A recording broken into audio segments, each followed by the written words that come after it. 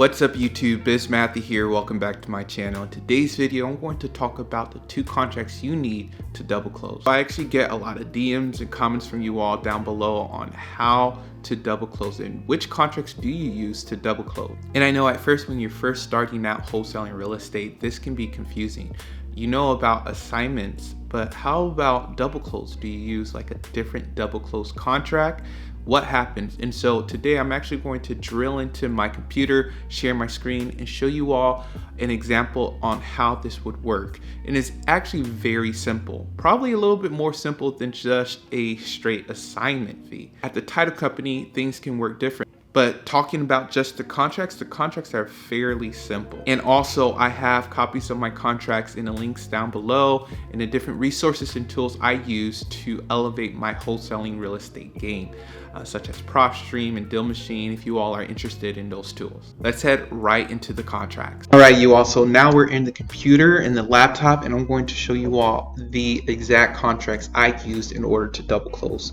And what essentially you're going to do, you're going to use 2 different purchase and sales agreements. So these purchase and sales agreements you all are familiar with. I've shown you all these agreements before on my channel and different things like that.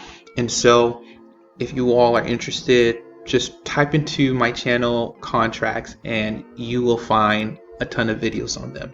If you need copies of them, once again, link in the description. So right here, for example, let's say you want to double close on a property that you put under contract for $100,000. So you put the seller's name right here, for example, Joe.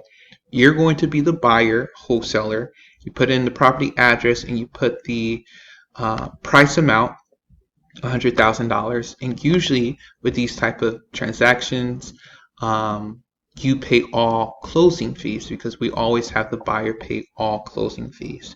All right, so you say buyer will pay all escrow fees, attorney fees, title insurance, transfer taxes, recording fees for the property. So if there's any liens or judgments, of course, that's the responsibility of the seller. All right, you have your closing day and different things like that. And then the seller, Joe, will sign right here, and you, the buyer, will sign down here. And so you all, this is pretty straightforward. We went over this so many times, and this is the same exact thing you would do even if you're not double closing, even if you're doing a straight assignment, because you still need this sort of contract in order to use an assignment on contract to assign it to your end buyer, who takes on all your responsibilities of buying this property for cash, you know, paying all closing fees and different things like that. And so yeah, that's what you would do. But let's say now you want to double close, so you put the property under contract at $100,000. Most title companies want you to not only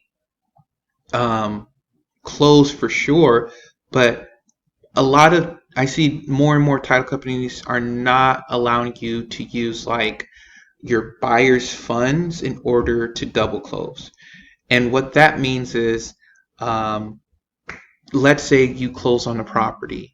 You would have to bring the money to actually close on it if you want to double close, either by using a hard money loan, private money, or transactional funding that you can get from the hard money loan company. And with transactional funding, you can close on a property and then resell it within a few hours. So what you would do is, for example, this is your original contract. Now you found a cash buyer, but for whatever reason you want to double close. Maybe the assignment fee is super large, maybe because you do need to hold it for a little bit, whatever the reason is. You're now going to put your name over here. So you're like the original wholesaler, right? So we'll just put your name right here, wholesaler, who's now the seller, wholesaler B. And we'll call the cash buyer here cash buyer. I don't even have to put that anymore. Okay, cash buyer, wholesaler. So now you'll sign your name as the seller because now you took down the property, and the buyer will put their name right here.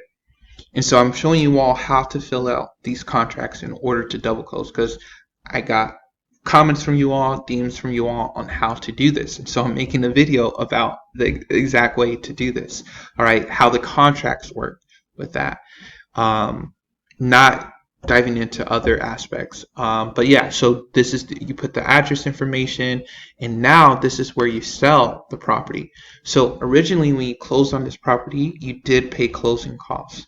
And so hopefully your second amount that you're going to sell it for actually covers those fees and different things. So let's say now you got a humongous deal, and for some reason you're gonna get paid like over $50,000 after all fees. So now you sell this to your cash buyer for $160,000, and then down here you, the seller, will sign, and the cash buyer will sign as the buyer.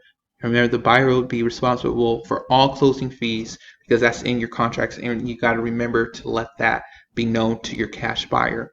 So that's how all these double closes work with the contract. So essentially, you're just buying a property using one contract, using the same type of contract to sell it to your cash buyer. About funding, either hard money loan, private money, or your own cash to actually close on the property. Some title companies allow you, and this is what I mentioned earlier, to use the money, like for example, use this $160,000 to pay for the first contract that was for $100,000.